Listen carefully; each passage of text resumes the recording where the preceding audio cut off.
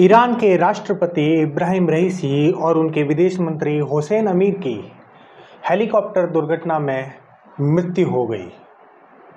उसके साथ ही पूरी दुनिया में एक खलबली मच गई और अलग अलग तरह की कॉन्स्पिरेसी थ्योरीज ने जन्म लेना शुरू कर दिया है। कुछ लोग इसके पीछे इजराइल की खुफिया एजेंसी मोसाद का हाथ बताते हैं। वैसे मोसाद इस तरह की कार्य पद्धति के लिए पूरी दुनिया में कुख्यात भी है। ये पहला मौका नहीं है जब इजराइल की खुफिया एजेंसी मोसाद पर इस तरह के इल्जाम लगे हैं। लेकिन एक और कॉन्स्पिरेसी थ्योरी भी इसके साथ जन्म लेती है। वो लेती है ईरान के सुप्रीम लीडर 85 वर्षीय अयातुल्लाह अली खोमेनी के उत्तराधिकार के झगड़े को लेकर। कुछ लोग ये मानते हैं कि ये घटना उस उत्तराधिकार के झगड़े के नतीजे के रूप में देखी जा सकती है। वैसे आज हम मध्य पूर्व के किसी भी तरह की कॉन्स्पिरेसी की बात नहीं करने आ रहे हैं। हम आज बात करने आए हैं कि भारत भी इस तरह की कॉन्स्पिरेसी थ्योरीज और इस तरह की तथाकथित साजिशों से कभी अछूता नहीं रहा है। इससे पहले विमान दुर्घटना में मौत और उसके बाद कुछ तरह की कॉन्स्पिरेसी थ्योरीज के बारे में हमने सुभाष चंद्र बोस का भी एक वीडियो बनाया था, जिसमें हमने बताया था कि 1945 में सुभाष चंद्र बोस की मृत्यु, विमान दुर्घटना में मृत्यु के बाद भी उनके जीवित रहने की कई तरह की खबरें आती रही। और कुछ लोग ये भी मानते हैं, भारत की द्वारा गठित कई कुछ एजेंसियां भी ये मानती है कि 1985 तक सुभाष चंद्र बोस गुमनामी बाबा के रूप में जिंदा थे। आज हम आपसे एक और कहानी शेयर करने आए हैं। ये कहानी है भारत के परमाणु कार्यक्रम के जनक डॉक्टर होमी जहांगीर भाभा की, जिनकी मृत्यु के बाद भी कई तरह की कॉन्स्पिरेसी थ्योरी ने जन्म लिया था और शक की सुई गई थी अमेरिका की CIA पे। वो समय था शीत युद्ध का। पूरी दुनिया शीत युद्ध के दायरे में आती थी और उस वक्त अमेरिका की CIA भी इस तरह के कई काम कर चुकी थी, जिससे उनकी कार्य पद्धति पर सवालिया निशान बनता था। ऐसी कई हत्याएं हुई थी उस जमाने में तब, जिसको लेकर अमेरिका की CIA के ऊपर प्रश्न चिन्ह लगे थे। और उसमें से एक थी हमारे भारत के परमाणु कार्यक्रम के जनक डॉक्टर होमी जहांगीर भाभा की। लेकिन ये घटना कैसे हुई और किस तरह से अमेरिका पर इसका शक गया, ये पूरी कहानी हम आपको बताते हैं। इसकी शुरुआत हम करते हैं एक बड़ी घटना से, एक बड़ी मौत से। 11 जनवरी 1966 भारत के प्रधानमंत्री लाल बहादुर शास्त्री ताशकंद में पाकिस्तान के साथ समझौता करने गए थे और वहां उनकी संदिग्ध अवस्था में मृत्यु हो गई थी। लाल बहादुर शास्त्री की मृत्यु के कुछ दिन बाद ही भारत की पार्लियामेंट ने उस जमाने की सूचना एवं प्रसारण मंत्री इंदिरा गांधी को अपना नया प्रधानमंत्री नियुक्त करने की घोषणा कर दी थी। इंदिरा गांधी ने इस घोषणा के बाद सबसे पहले अगर किसी को कॉल किया था तो वो कॉल किया था डॉक्टर होमी जहांगीर भाभा को। और उन्होंने उनको ये बात कही थी कि भारत सरकार आपसे विज्ञान और तकनीकी के मामले में पूर्ण सहयोग की अपेक्षा करती है। जहांगीर भाभा के नजदीकी यहाँ तक कहते हैं कि इंदिरा गांधी उन्हें कैबिनेट में मंत्री बनाना चाहती थी। इंदिरा गांधी चाहती थी कि डॉक्टर होमी जहांगीर भाभा जिस परमाणु परीक्षण का सपना देख रहे हैं उसको जल्द से जल्द पूरा करें। लेकिन उसके चंद रोज बाद 24 जनवरी को जब डॉक्टर भाभा किसी परमाणु कॉन्फ्रेंस के लिए ही वियना जा रहे थे, वियना ऑस्ट्रिया की राजधानी वियना जा रहे थे। उस वक्त भारत से वियना की कोई डायरेक्ट फ्लाइट नहीं थी, तो पहले वो यहाँ से जिनेवा गए, स्विट्जरलैंड के जिनेवा, और जिनेवा से उन्होंने एयर इंडिया की बोइंग 707 फ्लाइट में सवार हुए वियना के लिए। और वो फ्लाइट फ्रांस की पहाड़ियों में, माउंट ब्लैक पहाड़ियों में टकरा के सुबह 7:02 पे क्रैश हो गया। आज तक कभी भी उस विमान का मलबा और इस विमान में जितने भी यात्री थे, 106 यात्री और 11 क्रू मेंबर, उनके कभी भी शव तक नहीं मिले। ना तो विमान का मलबा मिला और ना उनमें सवार किसी भी यात्री का शव मिला। वैसे एक और हादसा इंडिया के ही एक एयर इंडिया के विमान मालाबार प्रिंसेस का भी उसी जगह पे क्रैश हुआ था 1950 में। उसका भी मलबा और उसके कोई भी यात्री का शव कभी भी बरामद नहीं हुआ। फ्रांस की जांच एजेंसी ने वहां पर जांच की और 1967 में एक रिपोर्ट दी।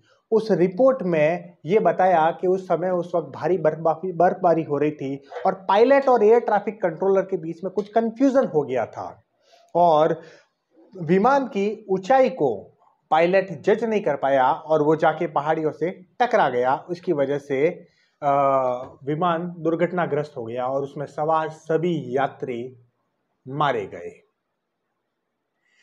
भारत सरकार ने उस रिपोर्ट को मान लिया था, लेकिन इस कॉन्स्पिरेसी थ्योरी को वापस आग लगी 2008 में जब एक किताब निकली कन्वर्सेशन विद द क्रो। उस किताब के बारे में और उसमें ब्यौरे के बारे में भी आपको बताएंगे, लेकिन इससे आगे हम एक और बात बताते हैं कि 2017 में एक पर्वतारोही था डैनियल रॉश।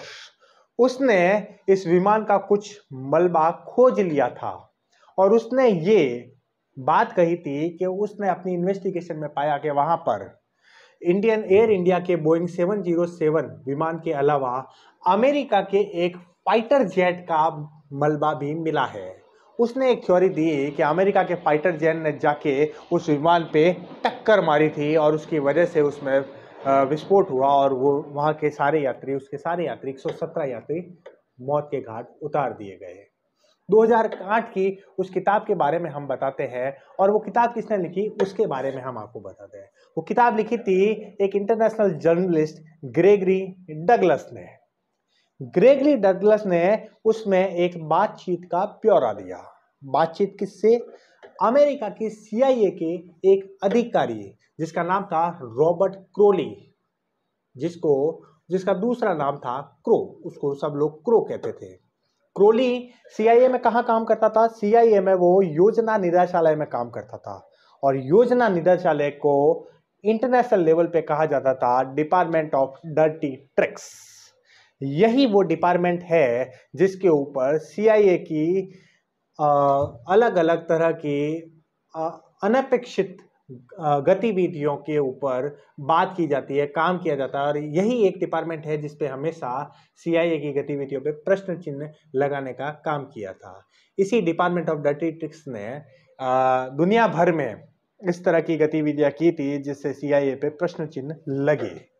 एक चीज आपको बता देते हैं कि इटली में एक तेल व्यापारी थे, उनकी भी मृत्यु उनके प्राइवेट विमान में तोड़फोड़ के तहत हुई थी और उसका भी इल्जाम इसी डिपार्टमेंट पे लगा था। उनका नाम था एनरिको मैटी। एनरिको मैटी इटली के पहले परमाणु रिएक्टर बनाने के प्रोग्राम में उनकी प्रमुख भूमिका थी और उसके बाद अचानक से उनके प्राइवेट विमान में तोड़फोड़ हुई और फिर उनकी मृत्यु हो गई। इसका भी इल्जाम अमेरिका की CIA और इसी डिपार्टमेंट ऑफ डर्टी ट्रिक्स योजना निदेशालय पर ही लगा था। अब वो बातचीत का ब्यौरा क्या था हम आपको ये बता देते हैं। इसमें डगलस ये कहता है कि जब क्रो से उसकी बातचीत हुई तो क्रो ने उनको कहा था कि 60 के दशक में हमारी भारत से मुश्किलें शुरू हो गई थी जब उन्होंने परमाणु बम पे काम करना शुरू कर दिया था। वो जल्द ही दुनिया की एक बड़ी ताकत बनने जा रहे थे। सोवियत संघ मतलब आज की डेट में रशियंस के साथ उनका नजदीकी का रिश्ता था और वो अमेरिका के हितों के लिए सही नहीं था। भाभा के बारे में बताते हुए उन्होंने कहा था कि वो भारत के परमाणु कार्यक्रम के जनक हैं, वो परमाणु बम बनाने में पूरी तरह से सक्षम हैं और हमने कई बार उनको समझाया पर उन्होंने हमारी बात को नजरअंदाज कर दिया। भाभा ने स्पष्ट कर दिया था कि दुनिया की कोई ताकत उन्हें पर भारत को परमाणु शक्ति संपन्न देश बनाने से नहीं रोक सकती। वो हमारे लिए खतरा बन गए थे। वो एक हवाई दुर्घटना में मारे गए जब उनके बोइंग 707 के कार्गो होल्ड में एक रखा बम फट गया था। हम वियना के ऊपर उस विस्फोट को करना चाहते थे, लेकिन फिर हमने तय किया कि ऊंचे पहाड़ियों में इसको विस्फोट किया जाए ताकि नुकसान कम से कम हो। वैसे ये किताब एक अविश्वसनीय स्रोत है लेकिन इंटरनेशनल डर्टी पॉलिटिक्स, जियोपॉलिटिकल जो जिस तरह की साजिशें होती है उन सब का खुलासा अक्सर ऐसी ही किताबों के जरिए ही होता है। कभी भी सरकारें खुलकर न तो इसे मानती है, न खुलकर सबूतों के साथ कोई भी सरकार इसके बारे में बोलती है। कहीं न कहीं जियोपॉलिटिकल प्रेशर इसके ऊपर काम करता है और यही बात इस घटनाक्रम पे भी लागू हुआ। भाभा दुनिया की नज़रों में इस तरह से कैसे आ गए थे और क्यों सीआईए के निशाने पे आ गए थे, उसका भी एक कारण है। 24 अगस्त 1964 में भाभा ने आकाशवाणी में एक इंटरव्यू देते हुए कहा था कि 50 परमाणु बम का जखीरा बनाने में केवल 10 करोड़ रुपए खर्च होंगे और 2 मेगावाट के 50 परमाणु बम बनाने का जो खर्च है वो मात्र 15 करोड़ रुपए है, जिसे आजकल दुनिया के अलग अलग देशों के सैनिक बजट को देखते हुए ये मामूली खर्च माना जा सकता है। 8 अक्टूबर 1964 में लंदन में खड़े होकर भाभा ने कहा था कि जिस दिन भारत सरकार फैसला कर देगी उसके 18 महीनों में हम परमाणु बम का परीक्षण कर लेंगे, हम इतने तैयार हैं। उस वक्त के तात्कालिक प्रधानमंत्री लाल बहादुर शास्त्री ने कड़े शब्दों में ये कहा था कि परमाणु प्रबंधन को सख्त आदेश है कि वो ऐसा कोई प्रयोग ना करे जो परमाणु ऊर्जा के शांतिपूर्ण इस्तेमाल के खिलाफ हो। लाल बहादुर शास्त्री शुरुआत में भाभा के समर्थक नहीं थे। जब वो नए नए प्रधानमंत्री बने तो वो गांधीवादी नेता थे और परमाणु जखीरों और परमाणु हथियारों के खिलाफ थे। लेकिन जैसे ही चाइना ने अपना परमाणु परीक्षण किया और जैसे ही भारत पाकिस्तान के बीच में टेंशन्स बढ़ने लगी, लाल बहादुर शास्त्री धीरे धीरे भाभा के समर्थक हो गए। कुछ लोग ये भी कहते हैं कि 1965 के भारत पाक युद्ध में लाल बहादुर शास्त्री ने भाभा को यह कहा था कि क्या आप भी कुछ कर सकते हैं। तब भाभा ने कहा था इस विषय पे काम हो रहा है।